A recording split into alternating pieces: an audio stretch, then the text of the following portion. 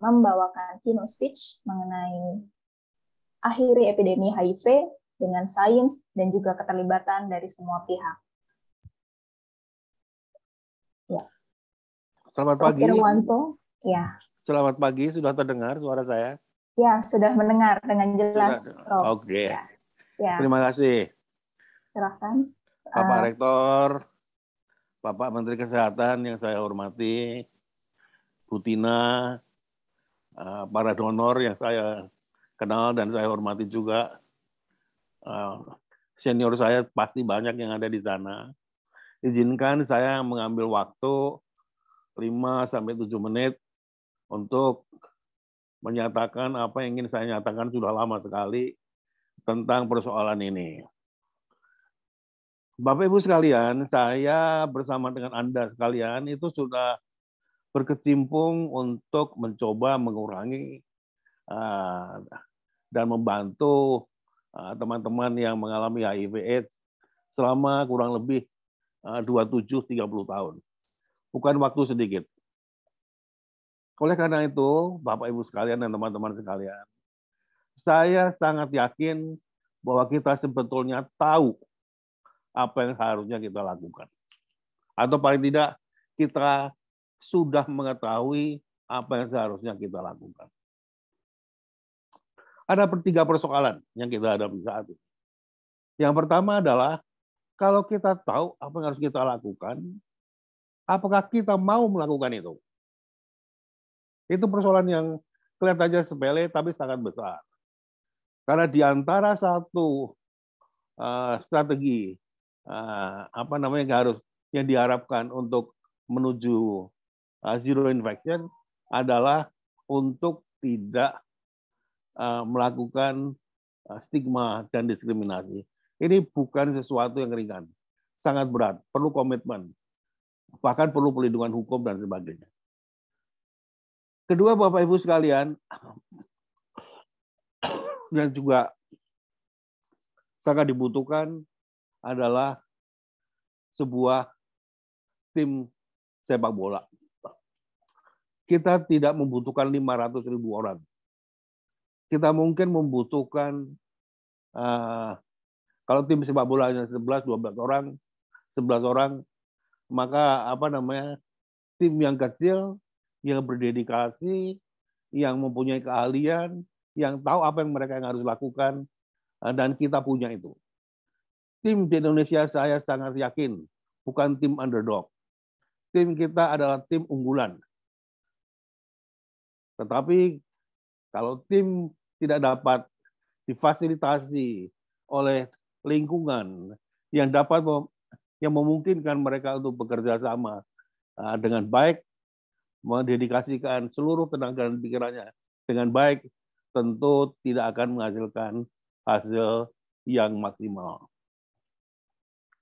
Ketiga adalah kita sering gagal melihat bahwa di ujung sana, di lorong-lorong kecil, bahkan di rumah-rumah yang masih kumuh, itu masih banyak anak yang terinfeksi yang mungkin tidak terdeteksi.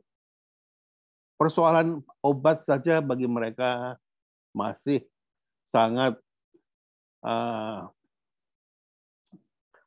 membuat orang jengkel karena seringkali tidak ada, terlalu banyak alasan untuk tidak memberikan yang terbaik untuk anak-anak kita.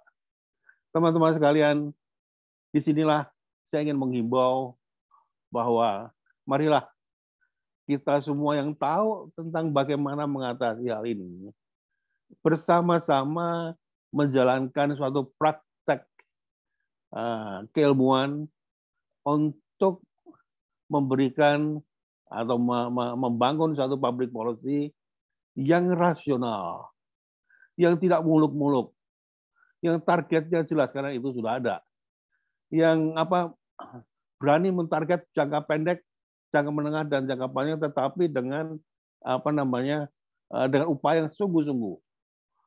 Kita ingin semua bekerja sama. Bahkan kalau di negara tetangga saat ini sedang terjadi diskriminasi lagi, aksi-aksi untuk menyingkirkan teman-teman yang tidak mempunyai orientasi seksual yang sama, kita tidak perlu lagi seperti itu. Kita tahu kita tidak perlu melakukan hal-hal seperti itu karena mereka adalah bagian dari kita. Mereka ada adik kita, kakak kita, saudara kita. Dan oleh karena itu bersama mereka justru kita harus bisa bekerja sama. Saya sering bertanya pada diri sendiri ketika saya bertemu dengan anak-anak LAP. Anak-anak LAP yang masih kecil-kecil itu waktu ulang tahun dia nggak ingat bahwa mereka sebetulnya dalam situasi yang tidak terlalu baik karena mereka sakit. Tapi mereka tetap bergembira. Ketemu teman mereka bergembira. Orang tuanya takut diskriminasi, mereka tidak takut apa-apa.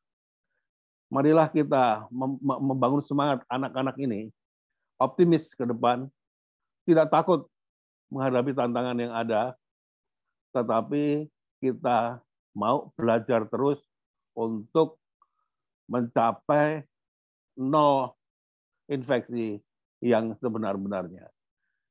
Yakin saya dengan pimpinan nasional saat ini, Depkes saya kira tidak kurang dedikasinya.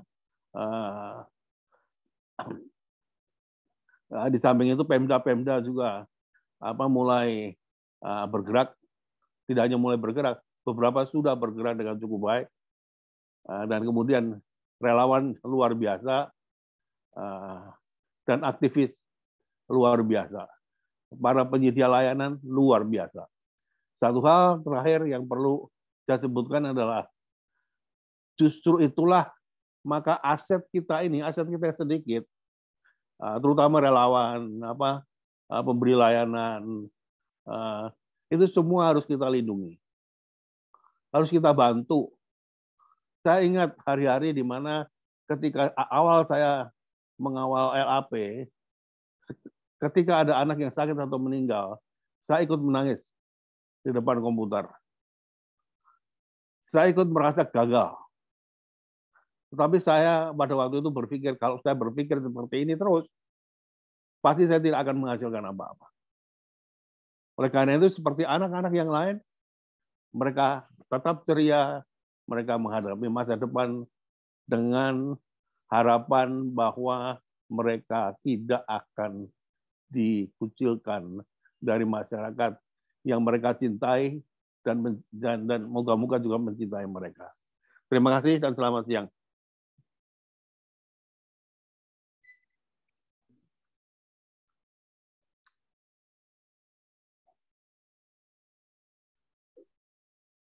Ya, terima kasih banyak Profesor Irwanto yang sudah memberikan sambutan dan sekaligus memberikan semangat bagi kita semua yang bergerak dan memperjuangkan isu HIV/AIDS di Indonesia ini. Dan berikutnya untuk keynote speech yang kedua, saya akan mempersilahkan kepada Profesor Dr. Pande Putu Januraga yang akan membawakan keynote speech bertemakan inovasi dalam pencegahan HIV. Profesor Pande saat ini merupakan profesor di Departemen Kesehatan Masyarakat dan Preventive Medicine di Fakultas Kedokteran Universitas Udayana. Dan tentunya dalam kesehariannya dengan berbagai pengalaman yang telah dilakukan, beliau sudah terlibat dalam berbagai penelitian pada isu HIV, serta juga secara aktif terlibat dan mempublikasikan artikel-artikel penelitian yang memperkaya studi-studi tentang HIV. Ya, tanpa berlama-lama, waktu dan layar saya persilahkan kepada Profesor Pande untuk bisa menyampaikan paparannya. Ya. Selamat pagi. Terima kasih, Nidia. Assalamualaikum warahmatullahi wabarakatuh.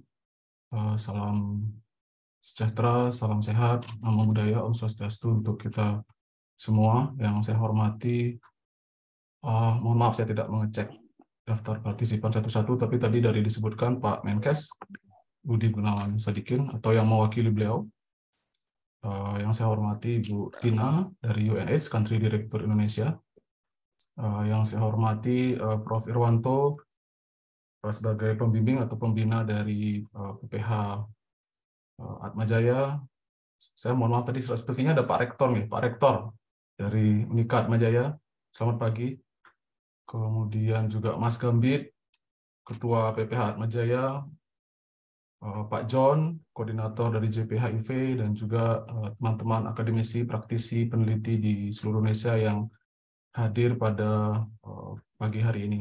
Semoga kita semua dalam keadaan sehat selalu. Sebelum saya mulai, saya izinkan untuk mengucapkan syukur ya. Syukur sekali saya melihat Prof. Irwanto tadi, jadi beliau sudah sehat sepertinya. Semoga sembuh atau pulih seperti sedia kala, Prof. Terima kasih Pak Wade. Thank you. Jadi Prof. Irwanto ini salah satu senior idola saya, terus terang. Dulu mungkin Prof masih ingat, Prof, waktu saya masih junior di penelitian HIV, saya datang sowan ke PPH untuk diskusi dengan Prof, apa sih kesenjangan penelitian HIV di Indonesia yang mungkin kita lakukan untuk memperbaiki situasi. Jadi saya masih ingat sekali memori itu datang pertama kali ke PPH. Terima kasih, Prof. Oke, izinkan saya untuk menyampaikan topik inovasi pencegahan HIV dan tantangan dalam adopsi dan implementasi di Indonesia. Topik ini ditugaskan oleh teman-teman dari JPHIV selaku organizer dari Pernas ini, dan ini merupakan topik yang menurut saya sangat berat. Mungkin tidak semua inovasi bisa saya cover atau bisa saya sampaikan nanti, tetapi mudah-mudahan kita bisa sama-sama belajar untuk kemudian meningkatkan adopsi inovasi itu di Indonesia. Jadi ini hal-hal yang akan saya bahas nanti. Jadi ada latar belakang, inovasi biomedis, inovasi perubahan perilaku, dan juga rekomendasi lebih lanjut. Oke, kita mulai dulu dari latar belakang. Sebenarnya kalau kita lihat di konteks dunia, jumlah kasus HIV baru secara global ini masih sampai tahun 2019, tetapi kalau kita lihat tren sampai tahun 2021 di laporan HIV global memang terjadi penurunan dalam jumlah kasus infeksi baru HIV ini. Jadi dunia sebenarnya bergerak ke arah yang lebih baik, meskipun memang terjadi inequality atau kesenjangan. Jadi kalau kita lihat kawasan-kawasan negara di dunia seperti misalnya Eropa dan kemudian Amerika terutama itu mengalami perbaikan yang sangat berarti, tapi kemudian kalau kita lihat Afrika itu secara umum mengalami perbaikan, tapi pada beberapa kelompok populasi masih mengalami perburukan situasi. Kemudian negara-negara seperti yang ada di kawasan Asia Pasifik misalnya seperti Thailand tetangga kita, Vietnam, Kamboja, Malaysia, Singapura sangat baik dalam inovasi dan kemudian berdampak betul pada pengurangan angka infeksi baru, sementara mungkin Indonesia masih menjadi salah satu negara yang dalam tanda kutip mendapat perhatian lebih, terutama karena peningkatan epidemi pada kelompok yang dianggap berisiko tinggi, misalnya laki-laki seks dengan laki-laki. Dan juga masih belum tercapainya target kita yang berkaitan dengan penularan dari ibu ke anak, seperti yang dijelaskan oleh Prof. Ir tadi. Jadi kita masih punya masalah cukup besar atau bermakna pada pencegahan HIV dari ibu ke anak dan juga untuk penanganan pada anak dengan HIV. Nah, kalau kita lihat angka nasional, jadi perkembangan kasus baru nasional, ini hanya dilihat dari data SIHA yang berhasil saya recap sampai tahun 2021. Jadi kalau kita lihat jumlah tes itu mengalami peningkatan ya dari tahun 2017 sampai tahun 2021 terakhir ada di angka 4 juta. Kalau nggak salah saya lihat di data SIHA dashboard terakhir untuk tahun 2022 itu juga sudah mendekati angka 4 juta ya. Jadi mudah-mudahan ini tidak terlalu jauh dibandingkan tahun 2021. Nah, yang warna orange di bawah teman-teman bisa lihat itu adalah jumlah kasus baru yang ditemukan dan terregister di SIHA kita ya, Sistem Informasi HIV/AIDS kita. Kalau dilihat dari kumulatif angka, memang mengalami, terutama di 2021 mengalami penurunan dibandingkan 2020 dan 2019 ya. Di 2019 kita mengalami peningkatan cukup berarti karena tes yang cukup tinggi ya. Kalau kita lihat angka tes di tahun 2019 sangat tinggi. Nah, yang patut kita syukuri adalah kalau dilihat dari tes positivity-nya. Jadi tes positivity atau positivity rate-nya, kita tidak bisa bilang prevalen di sini. Kenapa? Karena memang tidak semua yang berisiko berhasil kita tes ya. Jadi target tes nasional kita kan masih di bawah 80% kurang lebih. Jadi kita tidak bisa mengatakan ini sebagai prevalen. Kalau secara epidemiologi kita lebih tepat menyebutnya sebagai tes positivity. Nah, tapi tetap kita bersyukur karena tes positif kita turun ya, turun terus dari tahun 2017 sampai tahun 2021. Jadi 2017 kita ada di angka 1,89%, turun 1,51%, dan turun terus sampai di bawah 1%. Nah, padahal kita tahu untuk tes ini, tes yang terdaftar di SIHA ini sebagian besar memang berasal dari ibu hamil dan kemudian juga populasi berisiko atau populasi kunci. Jadi mix antara ibu hamil dan populasi berisiko. Ibu hamilnya kurang lebih 2 juta, teman-teman semua. Jadi ketika ada angkanya di bawah 1%, kita merasa sangat bersyukur karena ini menunjukkan betul bahwa memang kita tidak ada pada posisi yang generalized epidemi yang memang sering banyak ditakutkan oleh para praktisi HIV di Indonesia.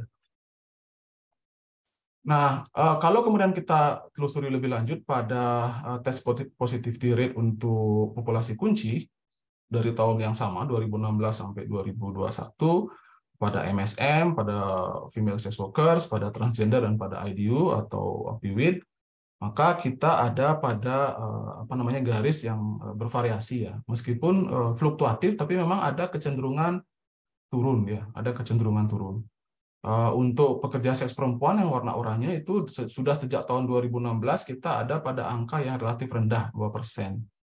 Kemudian pada IDU juga turun, tapi memang pada IDU ini dikontribusikan juga karena kalau dalam konteks tes positivity, maka jumlah IDU memang mengalami penurunan yang drastis di Indonesia ya. Ini juga mungkin berkontribusi.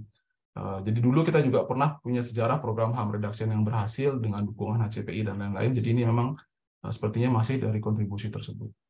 Kalau untuk transgender ini juga angkanya relatif stabil karena mungkin jumlah populasinya juga masih menetap dan sedikit berkurang mungkin. Dan kemudian yang memang masih di atas 5% dari tes positivity rate ini adalah pada kelompok MSM. Jadi kita bisa lihat mengalami penurunan drastis di tahun 2016 sampai ke tahun 2021, tapi masih di atas 5%, kurang lebih 6%. 6%, 6, sekian persen. Saya tidak hitung detail, saya bulatkan saja biar mudah. Nih.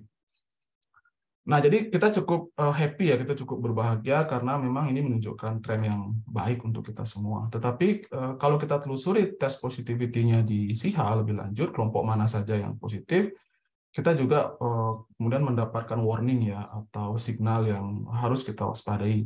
Jadi kalau kita lihat di data tahun 2021, saya tidak komparasi dengan tahun-tahun sebelumnya, tapi kalau kita amati polanya hampir sama dengan 5 tahun terakhir, kita akan menemukan cukup besar proporsi temuan positif itu adalah di pelanggan pekerja seks, pasangan berisiko tinggi, kemudian juga lain-lain ya. Jadi lain-lain. Kemudian kalau dalam konteks setting klinik kita banyak menemukan HIV setelah ada TB, setelah ada IMS. Jadi pasien TB diperiksa HIV, pasien IMS diperiksa HIV.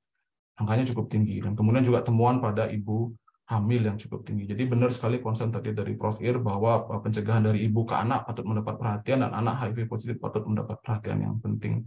Nah, ini juga pertemuan yang tinggi pada pasien TB dan pasien IMS juga menunjukkan bahwa kita perlu mengekspansi testing ya. Jadi bahwa testing hanya yang fokus hanya pada kelompok berisiko tinggi saja, itu ternyata kontribusinya untuk penemuan kasus baru itu masih perlu dilengkapi dengan modalitas yang lain. Jadi tes pada kasus-kasus yang tidak merepresentasikan dirinya kelompok berisiko, tapi punya kondisi yang terkait dengan HIV, misalnya TB, IMS, dan lain-lain. Juga pada pasangan listi, pelanggan, dan lain-lainnya. Ini tantangan besar kita ke depan, sehingga memang kita tidak bisa mengendorkan upaya pencegahan HIV di Indonesia. Jadi saya masih ingat sekali, jadi apa yang disampaikan Prof. Ir saya selalu ingat. Jadi tadi Prof. Ir mengulangi sekali lagi. Sebenarnya dalam konteks pencegahan HIV itu ilmunya sederhana gitu, teorinya sederhana sekali, sama dengan konsep pencegahan penyakit menular lain. Teorinya sederhana. Kita memiliki semuanya. Kalau Prof. Irwanto tadi mengatakan kita memiliki semuanya. Nah, yang dimaksud dengan semuanya karena sederhana, cuma 3 sebenarnya. Ada 3 metode dasar dalam pencegahan penyakit menular termasuk HIV.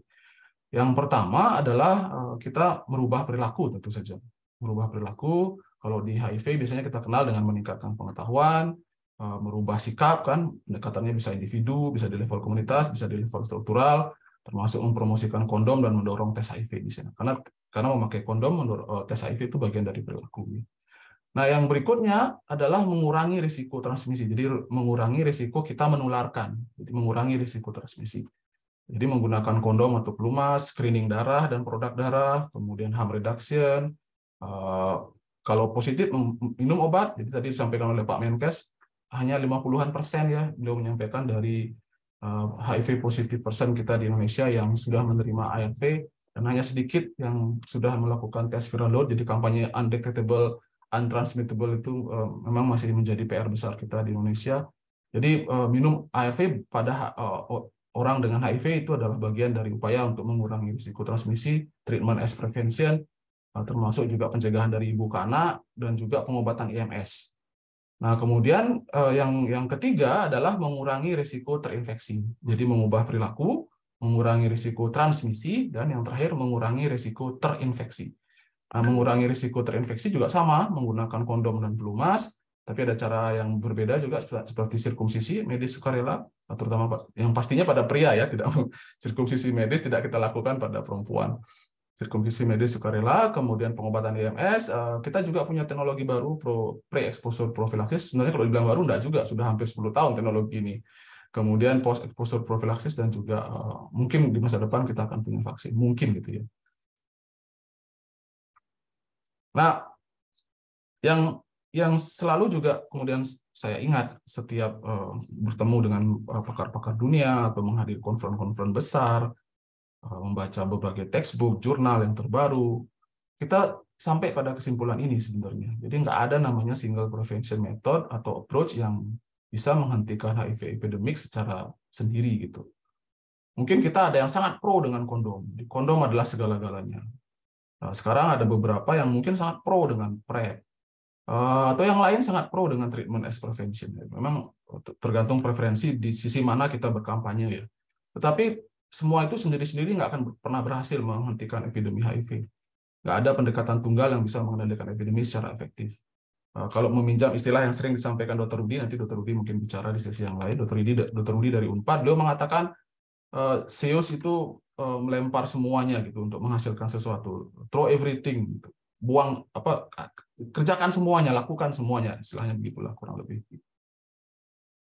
Nah, sehingga kita harus memiliki strategi untuk mengkombinasikan semua. Jadi kita harus mengkombinasikan intervensi perubahan perilaku dan intervensi biomedis dalam strategi kombinasi yang terintegrasi. Jadi kita nggak bisa hanya fokus pada satu hal. Memang betul semua harus dilakukan dengan secara komprehensif menyeluruh, tapi kita bisa punya penekanan tergantung konteks wilayah ya. Konteks wilayah, kemudian juga komunitas terdampak yang di sana apa. Tapi secara nasional kita harus memang punya program yang komprehensif meliputi perubahan perilaku, intervensi biomedis.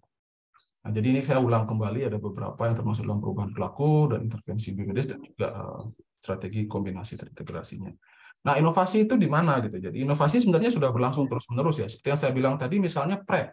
Mungkin di kita baru, tapi di dunia itu sudah dari tahun 2012-an kalau tidak salah saya ingat ya. Literatur yang berkaitan dengan studi PrEP itu sudah dari tahun 2012-an, itu sudah hampir 10 tahun. Nah, adopsi kita baru terjadi di tahun 2021-2022. Jadi butuh waktu panjang ya. Dan meskipun itu sebenarnya teknologi yang relatif sebenarnya biasanya cepat diadopsi. Jadi intervensi biomedis ini kalau dalam konteks dunia biasanya lebih cepat diadopsi dibandingkan intervensi perubahan perilaku yang secara sosial memang lebih sulit untuk disebarluaskan. Nah, untuk kali ini saya akan coba membahas satu-satu beberapa inovasi di intervensi biomedis dan juga di intervensi perubahan perilaku. Nah, ini adalah beberapa inovasi yang ingin saya bahas. Ini karena keterbatasan pengetahuan saya, masih mungkin ada inovasi biomedis yang lain yang sedang diuji atau dikembangkan, tetapi yang saya lakukan dari review yang sudah saya kerjakan, kurang lebih ini yang bisa saya list ya. Jadi studi-studi yang sudah menunjukkan efikasi itu adalah sirkumsisi medis pada laki-laki dan juga PrEP oral. Kemudian yang saat ini masih menunggu persetujuan di banyak negara, itu adalah dapivirine vaginal ring atau kita biasa sebut DVR dan juga injectable PrEP yang disuntikkan. Yang masih dalam studi, yang artinya evidennya belum terlalu kuat, itu adalah doxypep yang baru kemarin di tahun 2000, yang pada saat AYAS kemarin disampaikan, kemudian vaksin HIV, dan juga penggunaan broad spectrum antibody, ya, kayak antibody mediated prevention, dan juga implant PrEP. Nah, ini kita akan coba bahas satu-satu. Nah, sirkumsisi biomedis. Jadi secara definisi ini adalah tindakan operasi medis untuk menghilangkan kulit kepala penis atau foreskin dengan tujuan menurunkan risiko infeksi pada laki-laki dalam hubungan heteroseksual sampai 60%. Jadi penggaris bawahnya di sini adalah hubungan heteroseksual. Nah, itu sebabnya kemudian sirkumsisi biomedis ini banyak dikampanyekan atau diimplementasikan di kawasan Afrika. Nah, di kita, kalau kita melihat data IBBS, dan ini juga saya harus sedih menyampaikan karena kami baru saja menyelesaikan survei, survei di Kabupaten Mimika, itu kita menemukan angka di atas 1% ya untuk prevalensi HIV. Jadi kita waktu itu mengetes kurang lebih 1000-an ya, saya lupa jumlah pastinya, 1000-an lebih di Kabupaten Mimika dengan teknik randomisasi yang cukup baik. Dan kalau kita lakukan klasterisasi antara penduduk asli dan penduduk pendatang, maka penduduk asli ada di angka hampir 2%, nah penduduk pendatang hanya di bawah 1%. Jadi dalam konteks generalized epidemi kita harus memang masih tetap menaruh perhatian untuk tanah Papua. Nah, kalau saya lihat di literatur, studi yang berkaitan dengan sirkumsisi biomedis ini sudah pernah kita mulai di tanah Papua itu tahun 2015-an, dan persiapannya pasti sudah sebelum tahun itu dilakukan di 4 kabupaten kota di sana, dan hasilnya adalah memang tidak terlalu menggembirakan dalam konteks adopsi gitu. Jadi kita masih punya PR karena demand terhadap teknologi ini atau kebutuhan terhadap teknologi ini di konteks masyarakat itu tidak terlalu tinggi ya. Jadi masih ada masalah yang berkaitan dengan penerimaan dari sisi budaya atau culture, dan juga ada hambatan kepercayaan atau religion yang menjadi masalah penting dalam adopsi. Meskipun sudah diperkenalkan teknologi yang baru ya, PrEPEX ini kan sebenarnya tidak bisa juga disebut operasi medis karena tidak dilakukan, sebenarnya bisa dilakukan tidak oleh praktisi medis ya, bisa dilakukan oleh lay worker sebenarnya. Jadi sebenarnya sudah memperkenalkan teknologi yang lebih mudah, ya. Tapi tetap saja memang masih ada kendala. Sehingga memang studi ini belum menunjukkan dampak yang bermakna pada pengendalian epidemi HIV di tanah Papua. Dan setelah studi ini berakhir, sepertinya kampanye sirkumsisi biomedis ini juga berakhir. Jadi kita tidak punya kelanjutan kampanye lagi untuk kegiatan ini ya. Meskipun masih terdengar sayup-sayup, tetapi secara meluas, beberapa kali saya berkunjung ke Papua, terakhir kali 2 bulan yang lalu, itu tidak terdengar ya, sirkumsisi medis ini. Nah, berikutnya yang juga sudah di-approve adalah sudah disetujui dan di Indonesia sudah diimplementasikan, dan kita juga sudah punya guideline-nya meskipun masih pilot, adalah PrEP oral. Jadi kita menggunakan tenofovir dan M3-Citabin yang sebenarnya efikasinya sangat tinggi ya. Jadi dia menurunkan risiko terinfeksi HIV lewat hubungan seks itu sampai 99%. Pada PIWID atau IDU itu dikatakan sampai hampir mencapai 70% itu risikonya bisa berkurang. Nah, di Indonesia, pilot PrEP oral sudah kita lakukan di 21 kabupaten kota, dipimpin pelaksanaan pengembangannya oleh teman-teman dari Universitas Pajajaran, Dr. Rudi dan kawan-kawan. Memang sejauh ini kalau dibandingkan dengan hype-nya ketika kita mulai kampanye PrEP di Indonesia tahun 2018-2019-an, ketika kita mulai mendorong Kemkes untuk mengadopsi ini, sepertinya ada kesenjangan lebar tuh. Dulu kita mengira ini adopsinya akan cepat, kemudian akan lancar, tapi ternyata sejauh ini sampai tanggal 6 kemarin saya tanya ke Dr. Rudi, itu baru di angka 2.762 orang yang memulai dari target kurang lebihan 8.000-an ya. Dan ada 1.085 yang sudah melanjutkan setelah 1 bulan. Jadi dari yang memulai itu yang kemudian melanjutkan setelah 1 bulannya ada 1.000, setengahnya, hanya setengah kurang ya, mungkin sekitar 30-an persen ya, 1.085 dari 2.762 yang kemudian melanjutkan setelah 1 bulan. Jadi banyak yang tidak melanjutkan penggunaan PrEP. Tapi kita nggak boleh khawatir ya, karena kalau belajar dari pengalaman negara lain itu mereka butuh waktu yang cukup panjang juga untuk adopsi. Jadi misalnya Australia itu butuh waktu 1-2 tahun hanya untuk demand generation. Tapi pada saat demand generation mereka sudah punya sediaannya, prep-nya sudah tersedia. Tapi mereka jalankan demand creation yang luar biasa sistematis 1 sampai 2 tahun itu berlangsung. Saya masih ingat sekali ketika berkunjung ke Australia tuh, bahkan di bis di dalam kota itu muncul. Memang mungkin di Indonesia kita nggak bisa melakukan kampanye itu karena berbagai isu, tapi saya yakin pasti ada cara untuk membangun demand creation yang lebih baik. Juga kita masih ada keraguan. Kemarin sempat berkeliling ke beberapa daerah sebentar dengan beberapa teman. Itu saya merasa masih ada keraguan dari layanan dan profesional kesehatan sendiri tentang PrEP. Jadi mindset obat antiretroviral ini sebagai obat, sebagai terapi, bukan sebagai pencegahan, itu masih menjadi kendala. Misalnya pikiran bahwa resistensi, gitu. Yang namanya resistensi itu menjadi hantu bagi teman-teman petugas kesehatan di daerah ketika kita memperkenalkan PrEP, dan masih terjadi sampai sekarang. Jadi mindset bahwa ARV ini sebagai pengobatan bukan sebagai pencegahan masih bercampur. Nah, ini kita masih butuh dukungan lebih besar lagi ke depan untuk membangun kapasitas dan keyakinan teman-teman pemberi layanan. Jadi kita perlu sistem dukungan di akar rumput juga untuk mengatasi masalah di lapangan, karena ada banyak diskusi dan juga konflik di lapangan yang sebenarnya perlu dipecahkan, tapi kompetensi dan keyakinan teman-teman untuk mengelola itu di lapangan belum terlalu baik, sehingga kalau kita dihubungkan langsung ke nasional itu akan terlalu jauh komunikasinya. Jadi kita butuh problem solving strategi di lapangan di level distrik ya, di level kabupaten kota untuk membuat kampanye PrEP kita ini menjadi lebih berhasil ke depan. Nah, kita belum bisa menghitung apakah ini kemudian berdampak pada situasi epidemi kita di Indonesia, karena memang cakupannya yang masih belum terlalu luas ya dibandingkan target populasi sebenarnya yang berisiko yang kita punya. Nah, ini adalah yang sedang menunggu persetujuan. Satu-satunya, kalau nggak salah, satu-satunya negara yang sudah memberikan persetujuan untuk penggunaan dapivirine vaginal ring ini adalah, nanti bisa dikoreksi saya lupa ya, Afrika Selatan ya, Afrika Selatan. Betul. Sudah saya tulis rupanya di sana. Jadi ini adalah long acting slow release ARV yang berbentuk cincin dipasang di vagina, dan ini akan memberikan kontrol lebih besar pada perempuan untuk mencegah HIV. Jadi ini meningkatkan agensi dari perempuan karena dia bisa memasang sendiri gitu kan. Jadi ring study dan juga aspire study itu menunjukkan penurunan risiko infeksi pada perempuan sebesar 30%, sementara studi DREAM dan HOPE menurunkan risiko yang lebih besar 50%. Nah, WHO sendiri sudah merekomendasikan DVR sebagai metode pencegahan yang tambahan, yang sifatnya tambahan ya. Karena kalau kita lihat efikasi dalam menurunkan risiko kan masih di bawah 50%.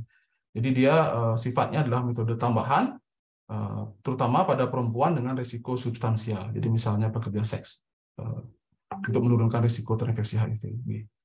Nah, yang saya dengar, UNAIDS itu berencana melakukan studi acceptability ya, penerimaan DVR pada pekerja seks perempuan di beberapa negara Asia Pasifik. Kalau tidak salah, Indonesia termasuk salah satu negara yang ditarget.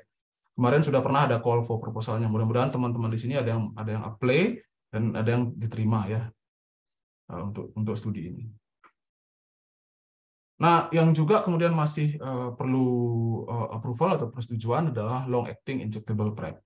Jadi ini studi pada manusia sebenarnya sudah dimulai tahun 2015. Makanya saya katakan tadi PrEP itu bukan barang baru sebenarnya secara teknologi, udah lama. Injectable-nya bahkan sudah tahun 2015 ya. Beberapa studi sudah melaporkan potensi dari cabotegravir untuk menurunkan risiko terinfeksi HIV. Jadi studi pada MSM dan TG hampir 4.600 orang di HPTN 083 yang dilaporkan tahun 2020 itu menunjukkan potensi PrEP injectable untuk mencegah infeksi HIV. Lebih baik bahkan dibandingkan oral PrEP. Jadi kalau kita lihat angka yang breakthrough infection dari injectable dibandingkan yang oral PrEP, itu lebih baik yang injectable PrEP.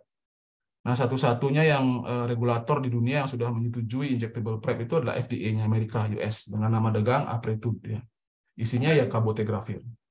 Nah, masalahnya kemudian yang banyak diragukan oleh para pakar atau para ahli adalah injectable PrEP ini kalau ketika dihentikan dia bisa bertahan cukup lama di dalam darah gitu. Jadi bahkan ada studi yang mengatakan itu sampai bertahan 1 tahun ya.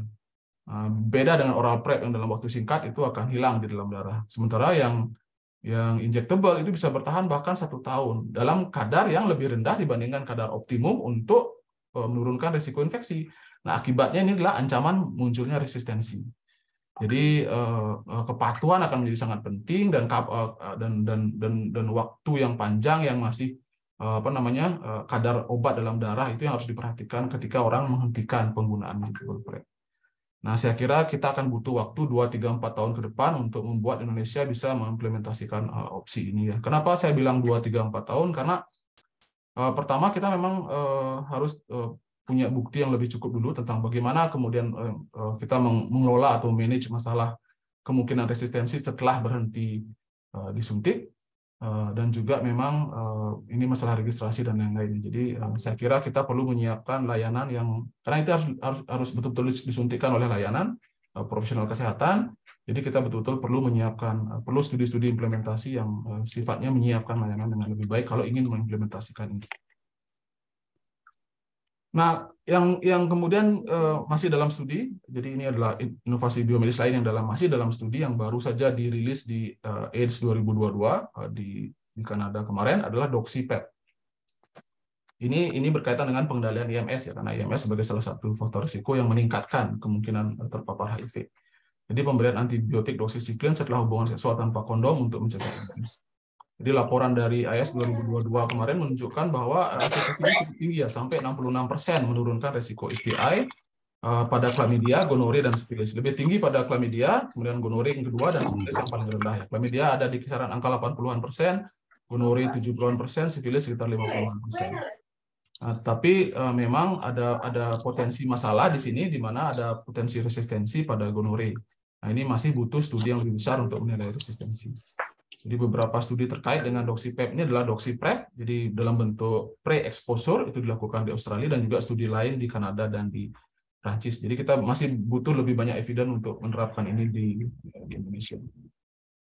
Nah, ini sebenarnya yang paling ditunggu-tunggu ya. Bahkan ada pertanyaan, kenapa vaksin COVID ketika pandemi COVID-19 kemarin itu hanya dalam waktu beberapa bulan bisa muncul dengan teknologi mRNA gitu, atau teknologi whole vaksin, teknologi karier protein, teknologi mRNA, semua bisa muncul dalam hanya waktu 1 tahun. Kenapa vaksin HIV yang sudah bertahun-tahun nggak bisa gitu? Ya, isu besarnya terutama sebenarnya pada protein virusnya. Nah, saya nggak akan jelaskan lebih detail, tapi isu besarnya adalah pada protein virusnya yang memang berbeda dibandingkan COVID, sehingga lebih sulit memang untuk membuat vaksinnya. Tapi dari COVID kita bisa belajar bahwa vaksin yang baik itu harus menunjukkan efikasi yang baik. Nah, misalnya di COVID kemarin kita belajar bahwa ada perbedaan efikasi antara yang whole vaksin dengan mRNA vaksin atau yang karier protein vaksin misalnya, yang mempengaruhi kemampuan adaptasi kita terhadap penularan. Kemudian juga yang vaksin yang baik adalah yang bisa dirancang untuk didistribusikan dengan mudah ke seluruh dunia. Jadi misalnya kemarin vaksin mRNA itu sulit. Kenapa? Karena itu membutuhkan penyimpanan yang lebih canggih gitu, yang suhunya lebih dingin gitu. Nah, itu kan nggak semua vaskes bisa, terutama di daerah-daerah. Nah, jadi kita butuh vaksin yang dirancang bisa didistribusikan dengan mudah dan juga terjangkau dari aspek pembiayaan. Nah, jadi isu penting yang berkaitan dengan pengembangan vaksin kita adalah untuk HIV, teknologi mRNA ini masih pada tahap awal sekali untuk HIV. Jadi beda dia statusnya dengan COVID. Jadi jangan teman-teman pikirkan ini konspirasi atau apa ya. Memang karena proteinnya berbeda sekali, sulit untuk mengembangkan vaksin pada HIV. Kemudian juga kita perlu mengembangkan vaksin dalam kerangka iteratif trial design. Jadi desain trial yang sifatnya iteratif yang memungkinkan perubahan dengan cepat sehingga kita bisa mendapatkan akselerasi dalam penemuan gitu ya. Dan sangat penting untuk kolaborasi yang sistematis dan strategis. Jadi waktu pas pandemi, semua orang bekerja sama untuk menghasilkan vaksin yang baik. Nah, ini kita juga memerlukan itu di HIV. Nah, ini yang terakhir untuk untuk intervensi biomedis. Saya hanya akan singkat saja. Ini ada namanya broadly neutralizing antibody, dikenal sebagai VRC01. Jejaring penelitian yang berkaitan dengan AMP ini ada dalam lingkup studi HPTN lebih banyak dan juga HVTN. Didanai lebih banyak oleh NIH Amerika ya, NHI-nya Amerika, National Health. Ini itu apa ya? Saya lupa. Jadi tujuannya adalah untuk mengevaluasi kemampuan dari broadly neutralizing antibody ini dalam melindungi infeksi HIV. Jadi secara keseluruhan studi-studi yang ada sementara tidak mengurangi risiko terinfeksi HIV secara bermakna ya. Ada penurunan risiko tapi tidak bermakna. Nah, terutama penurunan risiko adalah pada individu yang sensitif dan rentan terhadap antibodi ini. Yang maksudnya bukan individunya, yang HIV-nya sensitif atau rentan terhadap antibodi ini. Nah, ke depan kita masih memerlukan studi-studi untuk kemungkinan potensi kombinasi dari broadly neutralizing antibody ini untuk perlindungan yang lebih menyeluruh. Di Indonesia sepertinya belum ada center-center yang melakukan penelitian ini ya, karena memang ini butuh teknologi canggih dan dana yang besar. Nah, ini juga kok ternyata bukan yang terakhir, satu lagi adalah implant prep. Jadi ini sebenarnya juga long acting prep.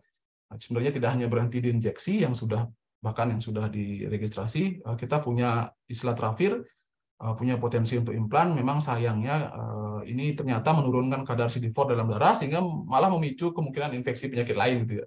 Sehingga akhirnya nggak dilanjutkan. Tapi kemudian, izin mengingatkan waktunya 2 menit lagi ya, Prof. Oke. Tapi yang lain kemudian kita punya terobosan baru, capsid inhibitor, lenacapavir, yang kemudian bisa dilanjutkan dalam studi purpose 1 dan purpose 2. Semoga beberapa tahun ke depan ini menunjukkan hasil yang baik ya. Saya sebenarnya masih ada beberapa slide lagi, tapi oke lah. Nah, inovasi dalam perubahan perilaku ini yang mungkin jarang orang pikirkan ada ya. Benar nggak ada inovasi perubahan perilaku itu? Sebenarnya ada banyak ya. Jadi sebenarnya tujuannya adalah menurunkan perilaku berisiko, meningkatkan perilaku perlindungan terhadap risiko, meningkatkan penerimaan dan kepatuhan terhadap produk biomedis juga termasuk dalam intervensi perubahan perilaku, dan menciptakan lingkungan yang mendukung. Nah, beberapa inovasinya ada program distribusi kondom, community-based screening yang kita lakukan di Indonesia, self-screening, MAT, motivational interviewing, SAI, dan juga web apps campaign. Nah, distribusi kondom kita sebenarnya key suksesnya apa? Kita sudah melakukan banyak sekali inovasi ya, tapi kunci suksesnya sebenarnya sederhana aja. Ada 3 sebenarnya. Yang pertama, kondom tersedia ketika dibutuhkan. Nah, masalahnya tidak selalu tersedia ketika dibutuhkan. Masalah distribusi. Kemudian pemberdayaan untuk mendorong agensi. Jadi agensi yang kuat, memastikan perlindungan diri dan juga mendorong trust. Tapi kita ada masalah dengan misalnya pengetahuan HIV yang rendah gitu. Yang masih di bawah 30% pengetahuan komprehensif. Sekarang kita juga punya masalah dengan KUHP ya. Nggak boleh memperkenalkan alat kontrasepsi pada remaja gitu kan. Itu bagaimana kemudian kita meningkatkan pengetahuan yang komprehensif. Jadi kita sebenarnya butuh dukungan institusional yang struktural yang adekuat. Kemudian CBS, community based screening. Kenapa community based screening bukan self screening? Karena sebagian besar dilakukan oleh outreach workers ya. Jadi kita sudah mulai di Indonesia, memang masih ada perdebatan antara screening apa testing. Berarti sebenarnya nggak perlu ya, karena yang namanya screening kita perlu tes, jadi sama aja sebenarnya. Penerimaan untuk self screening atau dilakukan secara mandiri masih rendah. Ini wajar menurut saya karena memang perlu waktu untuk adopsi ya. Masih ada keraguan dan lain-lain, jadi dan baru diperkenalkan, jadi nggak masalah menurut saya. Ini saya akan skip. Nah, SAI ini sudah pernah kita lakukan di Indonesia lewat penelitian hati, bagaimana kita mensimplifikasi alur pelayanan HIV di primary care yang kemudian diadopsi dalam kebijakan test and treat di Indonesia ya. Jadi bisa inovasi itu juga berujung ke kebijakan. Kemudian ini yang dilakukan teman-teman PPH, motivational interviewing, pendekatan inovatif untuk menilai kesiapan sosial psikologis pasien dalam menerima kondisi dan juga upaya perbaikan kondisi. Dan memang kita tidak punya bukti yang adekuat yang berkaitan dengan angka apakah ini berhasil ya, karena memang sulit sekali ini dikerjakan. Beban kerja petugas layanan sangat tinggi dan MI membutuhkan dedikasi waktu yang panjang dan juga alur layanan yang sering kurang mendukung individualized counseling model seperti MI ini. Nah, ini yang model apps, kampanye model apps. Jadi misalnya ini yang saya berani juga kita punya Tanya Marlo. Ini modelnya kayak teman saya ya, kayak Mas Tono nih gambarnya. Benar Mas Tono atau bukan? Jadi beberapa isu sensor, teman-teman mengeluhkan sulitnya memposting hal-hal isu-isu yang berkaitan dengan kesehatan seksual, kesehatan reproduksi di beberapa sosial media, langsung di take down. Kemudian juga ternyata kemarin kita keliling Kalimantan, keliling di Sulawesi, ternyata banyak yang nggak tahu Tanya Marlo sama Saya Berani ini ya. Yang tahu ternyata orang-orang Jakarta, lebih banyak orang-orang Jakarta. Jadi padahal dia punya potensi jangkauan yang luas, tapi faktanya ternyata jangkauan yang kita bisa lakukan terbatas gitu. Nah, ini karena alur pencarian informasi dari komunitas yang berbeda-beda gitu. Network mereka itu beda-beda. Nah, ini yang harus kita identifikasi. Kita juga perlu mengemas pesan yang sesuai dengan kondisi perbedaan konteks sosial, nilai, norma, budaya yang dihadapi oleh komunitas di daerah-daerah, dan juga perlu menghubungkan dengan sistem layanan yang tersedia. Kita boleh kampanye self-testing, self-screening, kampanye tentang ARV, di Tanya Marlo, di Saya Berani, tapi kalau tidak dihubungkan dengan sistem layanan, itu akan jadi sia-sia. Nah, ini 2 slide terakhir, ini dia. Pada akhirnya, menurut saya, apa sih yang paling menghambat kita dalam adopsi berbagai inovasi tadi? Jadi jawabannya sudah diberikan Prof. Irwanto tadi di pembukaan, stigma. Jadi menurut saya, adopsi kita menjadi lambat karena ini. Jadi silence, ignorance, fear, stigma, dan akhirnya memicu diskriminasi. Jadi pada level struktural dan institusional, stigma pada kelompok minoritas berisiko untuk mempengaruhi bagaimana perluasan inovasi dan juga terutama ya biomedikal dan secara negatif mempengaruhi akses. Dan di level personal, stigma itu mengurangi atau mempengaruhi tata nilai individu, kepercayaan diri dari teman-teman untuk menegosiasikan upaya pelindungan risiko dan akses ke layanan kesehatan yang lebih baik. Dan ini sering kita ignore. Ini dibilang oleh Pak Piot tahun 2006, udah lama sekali dalam studi, bukan dalam studi, dalam kampanye, dalam AIDS juga ya, AIDS tahun 2006 kalau nggak salah beliau sampaikan. Beliau mengatakan ada miskonsepsi yang persisten, bahwa stigma itu dianggap sesuatu yang sudah ada, sulit diatasi, udah biarin aja lah. Stigma memang ada, tapi ya dia sifatnya pervasif gitu. Bahasa Indonesianya pervasif itu apa ya? Itu sesuatu yang sulit diapa-apain gitulah kasarnya. Jadi nggak usah, jadi susah, social problem yang susah kita rubah gitu. Ya, nah ini kalau kita punya persepsi begini ya kita nggak akan mengerjakan apa-apa. Jadi mau nggak mau tetap saran saya ke depan kita tetap perlu penelitian, kebijakan dan program yang perlu investasi pada pengurangan stigma.